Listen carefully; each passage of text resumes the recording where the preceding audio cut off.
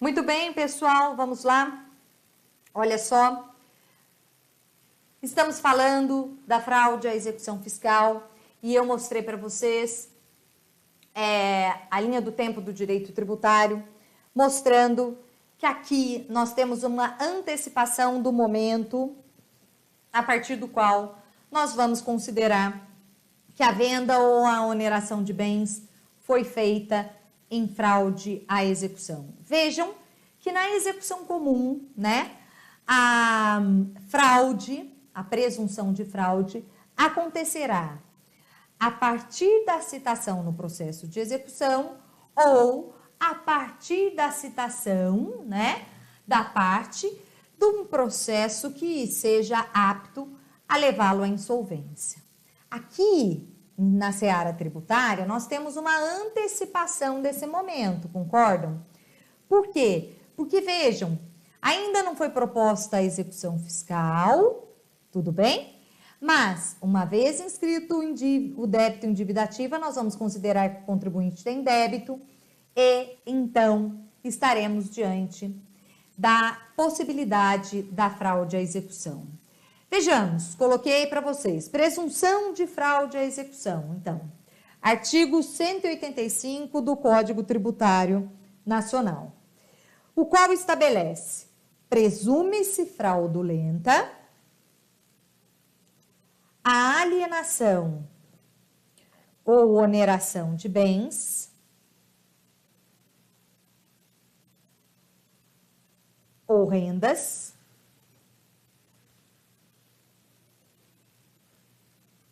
por sujeito passivo em débito para com a Fazenda Pública, por crédito regularmente inscrito em dívida ativa. Por crédito regularmente inscrito em dívida ativa. Tudo bem?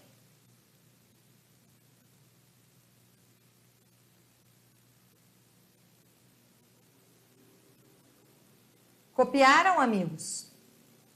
Maravilha!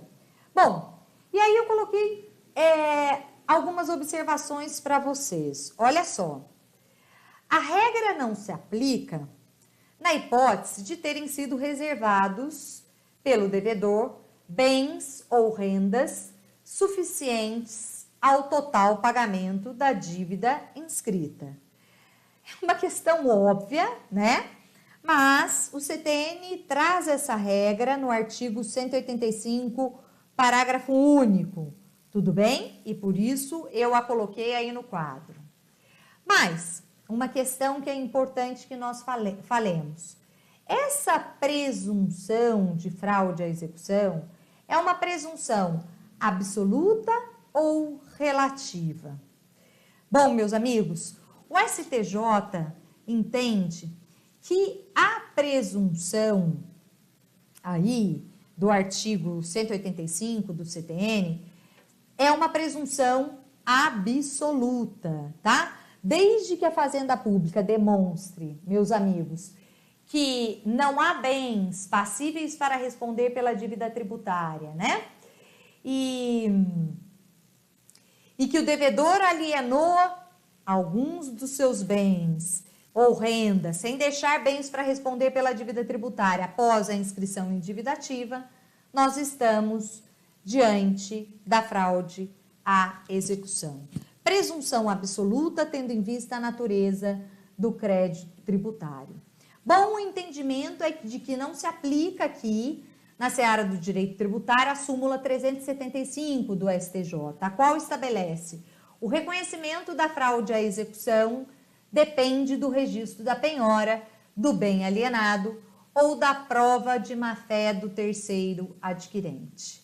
E aí eu juntei um julgado, mas se vocês fizerem uma pesquisa no STJ, vocês encontrarão várias decisões nesse sentido. Agravo interno no agravo em recurso especial. Processo civil e tributário em procedência dos embargos de terceiro, sucessivas alienações, fraude à execução, reconhecimento. presunção absoluta. Inaplicabilidade, cortou aí o I, mas é inaplicabilidade da súmula 375 do STJ. Muito bem? Transcreveram? Vamos para frente? Vamos lá, amigos. Mas, vem comigo. Agora vamos conversar sobre a penhora online em matéria tributária, né? Bom, a penhora online hoje acontece de forma corriqueira, né? Mas no passado, especialmente no ano de 2005, em que ela passou a ser permitida no âmbito do direito tributário, com a inclusão do artigo 185 no CTN, nós estávamos diante de uma novidade, uma inovação do direito tributário até então, uma inovação no direito mesmo. Até então nós tínhamos a penhora online na seara trabalhista, né? E aí, o que comina o artigo 185A? Vamos ver, olha só. Penhora online. Estabelece o artigo 185A. Na hipótese do devedor tributário devidamente citado não efetuar o pagamento da dívida, não apresentar bens à penhora no prazo legal e não sendo encontrados bens penhoráveis, o juiz determinará a indisponibilidade de seus bens e direitos, comunicando a decisão, preferencialmente por meio eletrônico, aos órgãos e entidades que promovem registro de transferência de bens, especialmente ao Registro Público de Imóveis e às autoridades supervisoras do mercado bancário e do mercado de capitais, a fim de que, no âmbito de suas atribuições, façam cumprir a ordem judicial. Muito bem, meus amigos, olha só. Devedor citado da execução fiscal. E já chamo a atenção de vocês que a citação na execução fiscal, em regra, ela acontece por carta, tá? Com aviso de recebimento, mas é possível por oficial de justiça também e por edital. Se o devedor, uma vez citado regularmente da execução fiscal, se ele não paga a dívida, não apresenta bens à penhora no prazo legal, nem são encontrados bens penhoráveis, o que acontecerá?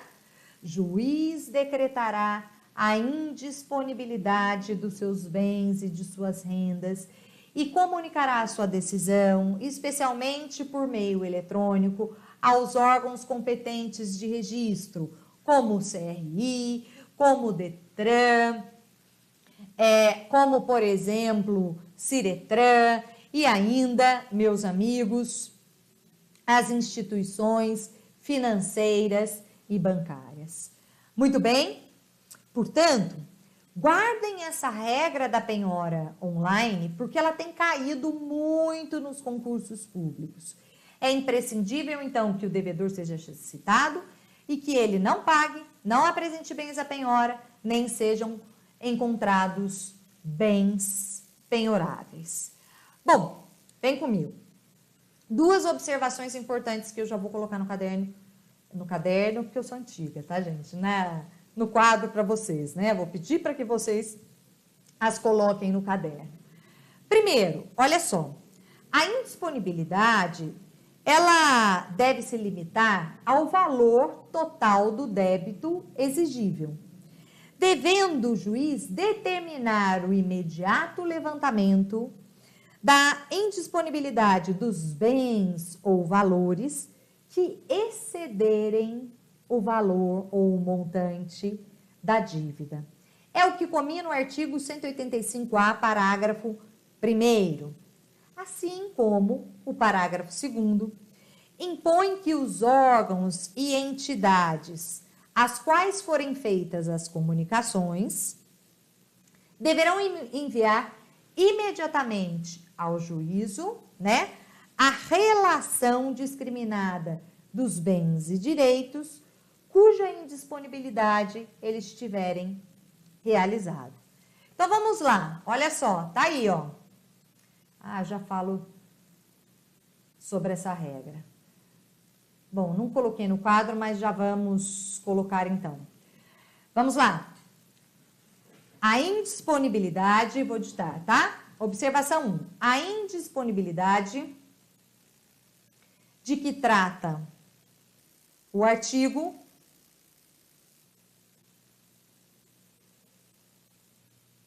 limitar-se-á ao valor exigível, devendo o devedor determinar o imediato levantamento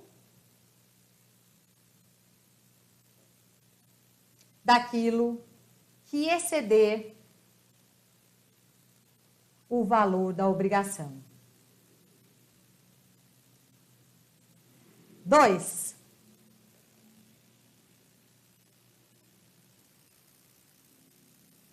Os órgãos e as entidades aos quais se fizer a comunicação enviarão imediatamente ao juízo a relação discriminada dos bens e direitos cuja indisponibilidade houverem promovido. Muito bem? Parágrafo 1º e parágrafo 2º do artigo 185-A. Agora sim, meus amigos, agora vamos aqui ao quadro. Bom, eu tenho uma pergunta para fazer para vocês. Olha só, a decretação da indisponibilidade de bens e direitos pressupõe o exaurimento das diligências na busca por bens penhoráveis? E aí, meus amigos?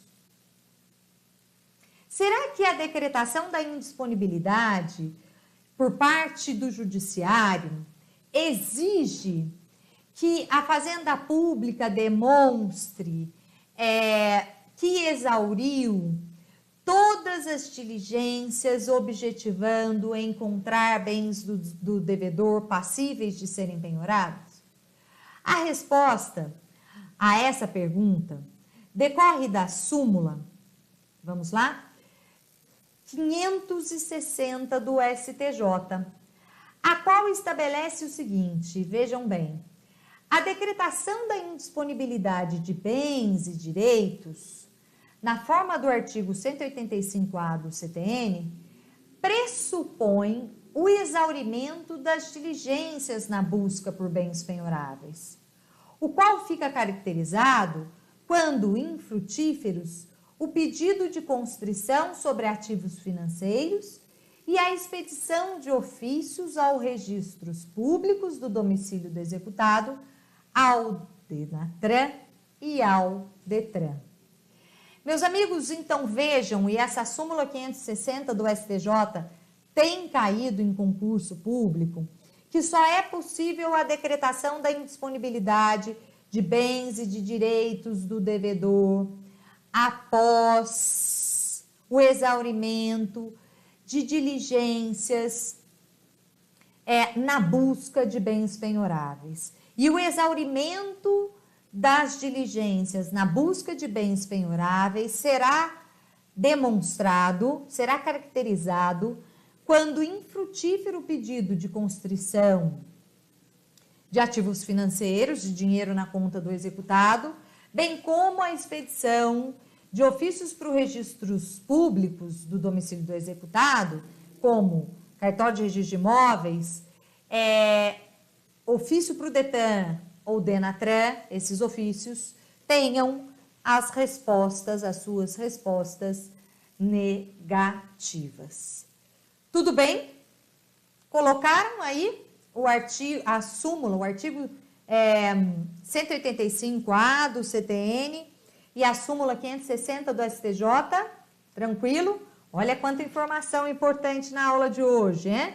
Tá tudo bem, meus amigos? Tudo tranquilo? Maravilha! Bom, e aí? E aí que nós vamos continuar falando das garantias atribuídas ao crédito tributário, meus amigos.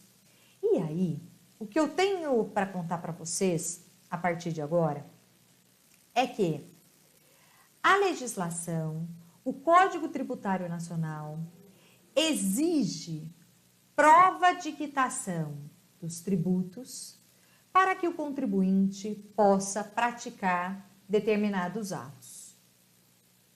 O que significa isso? Como é que o contribuinte prova que os tributos estão quitados?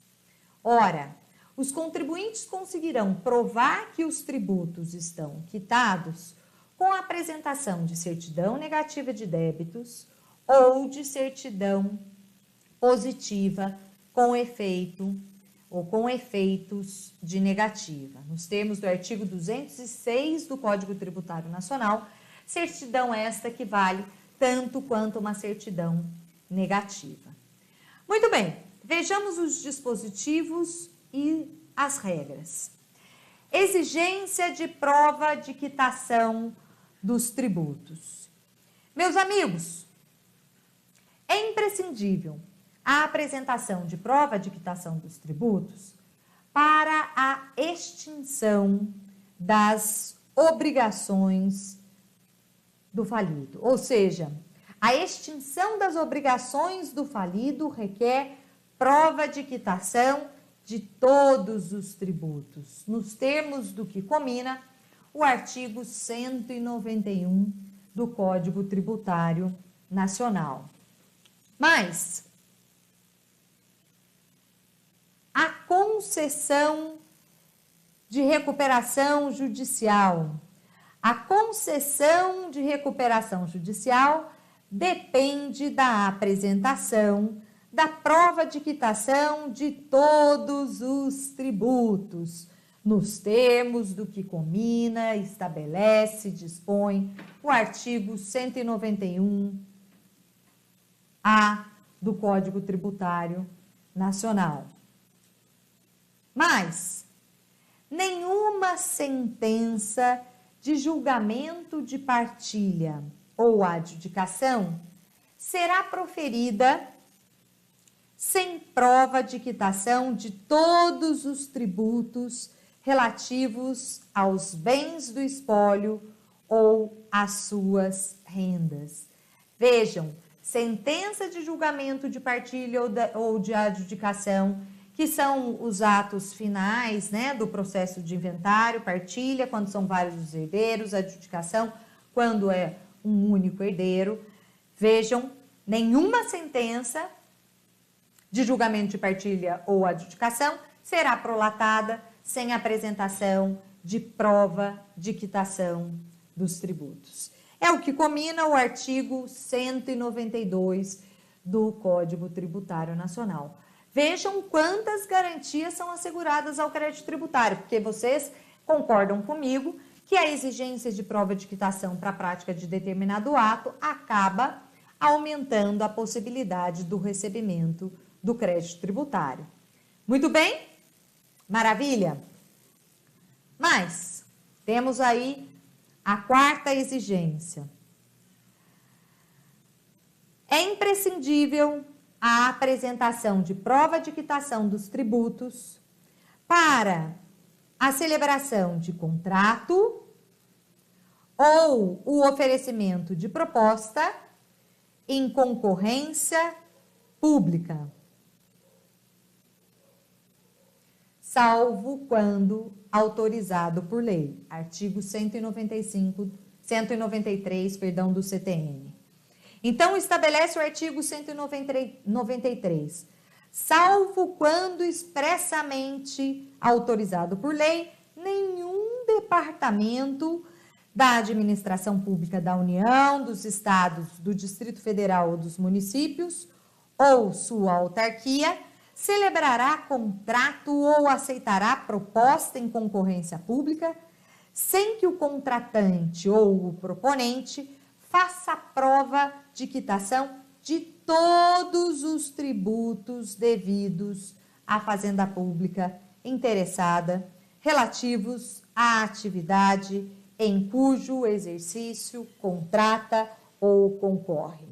Vejam que aí nós temos um acréscimo por parte da Lei de Licitações que exige a apresentação de prova de quitação dos tributos relacionados não só à fazenda pública interessada, mas como também das demais fazendas. Tranquilo, meus amigos? Fácil? Tá maravilha? Chuchu, beleza?